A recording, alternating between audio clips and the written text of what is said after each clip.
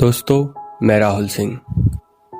आज मैं आपको सुनाने जा रहा हूं प्रेमचंद जी की लिखी कहानी बलिदान। प्रेमचंद जी का जन्म वाराणसी में सन 1980 ईस्वी में हुआ। आप कहानीकारों की सूची में सर्वश्रेष्ठ स्थान रखते हैं। आइए सुनते हैं प्रेमचंद जी की लिखी कहानी बलिदान। मनुष्य की आर्थिक अवस्था का सबसे ज्यादा असर उसके नाम पर पड़ता है। मौजे बेला के मंगरू ठाकुर जब से कांस्टेबल हो गए हैं, इनका नाम मंगल सिंह हो गया है। अब कोई उन्हें मंगरू कहने का साहस नहीं कर सकता। कल्लू अहिर ने जब से हल्के के थानेदार साहब से मित्रता कर ली है और गांव का मुखिया हो गया है, उसका नाम कालका दिन हो गया है।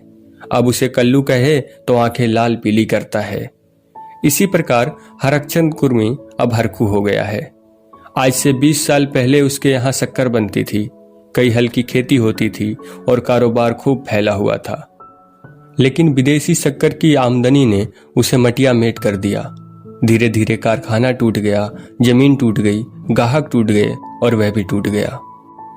70 वर्ष का बूढ़ा जो तकिएदार माचे पर बैठा हुआ नारियल पिया करता था, अब सिर पर टोकरी लिए खाद फेंकने जाता है। परंतु उसके मुख पर अब भी एक प्रकार की गंभीरता, बातचीत में अब भी एक प्रकार की अकड़, चाल ढाल में अब भी एक प्रकार का स्वाभिमान भरा हुआ है। इस पर काल की गति का प्रभाव नहीं पड़ा। रस्सी जल गई पर बल नहीं टूटा। भले दिन मनुष्य के चरित्र पर सदैव के लिए अपना चिन्ह छोड़ जाते हैं। हरखू के पास अब केवल 5 बीघा जमीन है, केवल 2 बैले हैं, एक ही हल की खेती होती है। लेकिन पंचायत में आपस की कलह में उसकी संपत्ति अब भी सम्मान की दृष्टि से देखी जाती है। वह जो बात कहता बेलाग कहता है और गांव के अनपढ़े उसके सामने मुंह नहीं खोल सकते। हरखू ने अपने जीवन में कभी दवा नहीं खाई थी। वह बीमार जरूर पड़ता, कुंवार मास में मलेरिया से कभी न बचता था, लेकिन 10-5 दिनों में वह बिना दवा खाए ही चंगा हो जाता था। इस वर्ष कार्तिक में बीमार पड़ा और यह समझकर कि अच्छा तो हो ही जाऊंगा, उसने कुछ परवाह न की। परंतु अब की जबर मौत का परवान लेकर चला था। 1 सप्ताह बीता, दूसरा सप्ताह बीता, पूरा महीना बीत गया, पर हरखू चारपाई से ना उठा। अब उसे दवा की जरूरत मालूम हुई। उसका लड़का गिरधारी कभी नीम की सीखें पिलाता, कभी गुर्ज का सत, कभी गदरपुना की जड़, पर इन औषधियों से कोई फायदा न होता था। हरखू को विश्वास हो गया कि अब संसार से चलने के दिन आ गए। एक दिन मंगल सिंह उसे देखने गए। बेचारा टूटी खाट पर पड़ा राम राम जप रहा था। मंगल सिंह ने कहा, बाबा, बिना दवा खाए अच्छे न होंगे, कुनैन क्यों नहीं खाते? हरखू ने उदासीन भाव से कहा, तो लेते आना। दूसरे दिन कालका दिन ने आकर कहा, बाबा, 2-4 दिन कोई दवा खा लो, अब तुम्हारी जवानी की देह थोड़ी है कि बिना दवा दर्पण के अच्छे हो जाओगे। हरखू ने उसी मंद भाव से कहा, तो लेते आना। लेकिन रोगी को देख आना एक बात है, दवा ला कर देना उसे दूसरी बात है। पहली बात शिष्टाचार से होती है, दूसरी सच्ची संवेदना से। न मंगल सिंह ने खबर ली, न कालका दिन ने, न किसी तीसरे ने ही। हरखू दालान में खाट पर पड़ा रहता। मंगल सिंह कभी नजर आ जाते तो कहता, भैया, वह दवा नहीं लाए? मंगल सिंह कतरा कर निकल जाते। कालका दिन दिखाई देते तो उनसे भी यही प्रश्न करता, लेकिन वे भी नजर बचा जाते। या तो उसे यह सोचता ही नहीं था कि दवा पैसों के बिना नहीं आती, या वह पैसों को भी जान से पीरे समझता था, अथवा जीवन से निराश हो गया था। उसने कभी दवा के दाम की बात नहीं की। दवा न आई, उसकी दशा दिनों दिन बिगड़ती गई, यहाँ तक कि 5 महीने कष्ट भोगने के बाद उसने ठीक होली के दिन शरीर त्याग दिया। गिरधारी ने उसका शव बड़ी धूमधाम के साथ निकाला, क्रियाक्रम बड़े हौसले से किया। कई गांव के ब्राह्मणों को निमंत्रित किया। बेला में होली न मनाई गई, न अबीर न गुलाल उड़ी, न डफली बजी, न भंग की नालियां बही। कुछ लोग मन में हरखू को कोसते जरूर थे कि इस बुढ़े को आज ही मरना था, 2-4 दिन बाद मरता। लेकिन इतना निर्लज कोई न था कि शोक में आनंद मनाता। वह शहर नहीं था जहां कोई किसी के काम में शरीक नहीं होता, जहां पड़ोसी के रोने पिटने की आवाज हमारे कानों तक नहीं पहुंचती। हरखू के खेत गांव वालों की नजर में चढ़े हुए थे। 5 बीघा जमीन कुएं के निकट, खाद पांच से लदी हुई मेड़ बांध से ठीक थी। उनमें 3-3 फसलें पैदा होती थीं। हरखू के मरते ही उन पर चारों ओर से धावे होने लगे। गिरधारी तो क्रियाक्रम में फंसा हुआ था। उधर गांव के मनचले किसान लाला ओंकार नाथ को चैन न लेने देते थे। नजराने की बड़ी बड़ी रकमें पेश हो रही थी। कोई साल भर का लगान देने पर तैयार था, कोई नजराने की दूनी रकम का दस्तावेज लिखने पर तुला हुआ था, लेकिन ओंकार नाथ सबको टालते रहते थे। उनका विचार था कि गिरधारी के बाप ने खेतों को 20 वर्ष तक जोता है, इसलिए गिरधारी का हक सबसे ज्यादा है। वह अगर दूसरों से कम भी नजराना दे तो खेत उसी को देना चाहिए।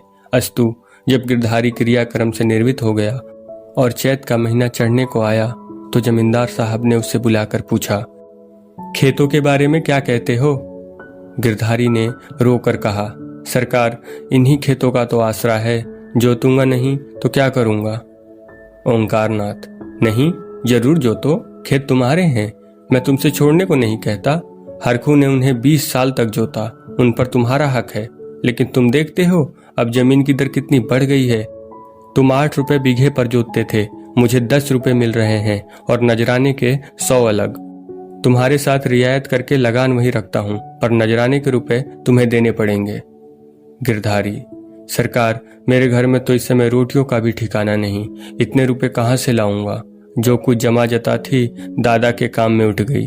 अनाज खलिहान में है, लेकिन दादा के बीमार हो जाने से उपज भी अच्छी नहीं हुई, रुपए कहाँ से लाऊं? ओंकार नाथ, यह सच है, लेकिन मैं इससे ज्यादा रियायत नहीं कर सकता। गिरधारी, नहीं सरकार, ऐसा ना कहिए, नहीं तो हम बिना मारे मर जाएंगे। आप बड़े होकर कहते हैं तो मैं बैल बछिया बेचकर 50 रुपए ला सकता हूँ, इससे बेसी की हिम्मत नहीं पड़ती। ओंकार नाथ चिढ़कर बोले, तुम समझते होगे कि हमें रुपए लेकर अपने घर में रख लेते हैं और चैन की बंसी बजाते हैं, लेकिन हमारे ऊपर जो कुछ गुजरती है हम ही जानते हैं। कहीं यह चंदा, कहीं वह इनाम, इनके मारे कचूमर निकल जाता है। बड़े दिन में सैकड़ों रुपए डालियों में उड़ जाते हैं। जिसे डाली ना दो वही मुंह फुलाता है। जिन चीजों के लिए लड़के तरस कर रह जाते हैं उन्हें बाहर से मंगवाकर डालियां सजाता हूँ। उस पर कभी कानून गो आ गए, कभी तहसीलदार, कभी डिप्टी साहब का लश्कर आ गया, सब मेरे मेहमान होते हैं। अगर ना करूं तो नक्कू बनूं और सबकी आंखों में कांटा बन जाऊं। साल में 1000-1200 मोदी को इसी रसद खुराक के मद में देने पड़ते हैं। यह सब कहां से आए? बस यही जी चाहता है कि छोड़कर चला जाऊं, लेकिन हमें परमात्मा ने इसीलिए बनाया है कि एक से रुपया सता कर लें और दूसरे को रो रो कर दें। यही हमारा काम है। तुम्हारे साथ इतनी रियायत कर रहा हूं, मगर तुम इतनी रियायत पर भी खुश नहीं होते तो हरि की इच्छा। नजराने में 1 पैसे की भी रियायत न होगी। अगर 1 हफ्ते के अंदर रुपए दाखिल करोगे तो खेत जोतने पाओगे, नहीं तो नहीं। मैं कोई दूसरा प्रबंध कर लूंगा। गिरधारी उदास और निराश होकर घर आया। 100 रुपए का प्रबंध करना उसके काबू से बाहर था। सोचने लगा, अगर मैं दोनों बैले बेच दूं तो खेत ही लेकर क्या करूंगा? घर बेचूं तो यहाँ लेने वाला ही कौन है? और फिर बाप दादों का नाम डूबता है। 4-5 पेड़ हैं, लेकिन उन्हें बेचकर 25 रुपए या 30 रुपए से अधिक न मिलेंगे। उधार लूं तो देता कौन है? अभी बनिए के 50 रुपए सिर पर चढ़े हैं, वह 1 पैसा भी ना देगा। घर में गहने भी तो नहीं है, नहीं तो उन्हीं को बेचता। ले देकर एक हंसली बनवाई थी, वह भी बनिए के घर पड़ी हुई है। साल भर हो गया है, छुड़ाने की नौबत न आई। गिरधारी और उसकी स्त्री सुभागी दोनों ही इसी चिंता में पड़े रहते, लेकिन कोई उपाय न सूझता था।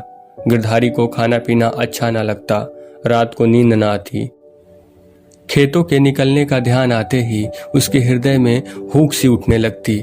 हाय, वह भूमि जिसे हमने वर्षों जोता, जिसे खाद से पाटा, जिसमें मेढ़े रखी, जिसकी मेढ़े बनाई, उसका मजा अब दूसरा उठाएगा। वे खेत गिरधारी के जीवन के अंश हो गए थे। उनकी एक एक अंगुल भूमि उसके रक्त में रंगी हुई थी। उनके एक एक कण परमाणु उसके पसीने में तर हो रहा था। उनके नाम उसकी जिह्वा पर ठीक उसी तरह आते थे जिस तरह अपने तीनों बच्चों के। कोई 2400 था, कोई 2200 था, कोई नाले वाला, कोई तलैया वाला। इन नामों के स्मरण होते ही खेतों का चित्र उसकी आंखों के सामने खिंच जाता था। वह इन खेतों की चर्चा इस तरह करता मानो वे सजीव हों। मानो उसके भले बुरे के साथी हैं।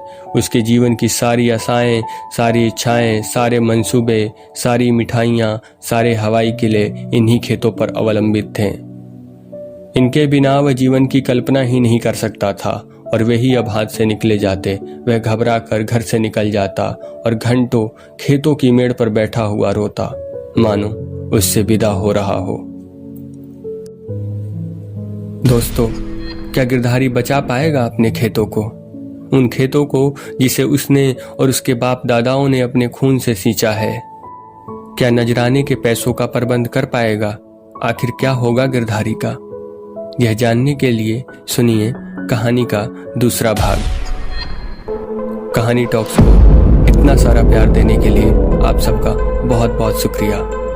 कहानी अच्छी लगे तो लाइक करें, कमेंट करें और चैनल सब्सक्राइब करें।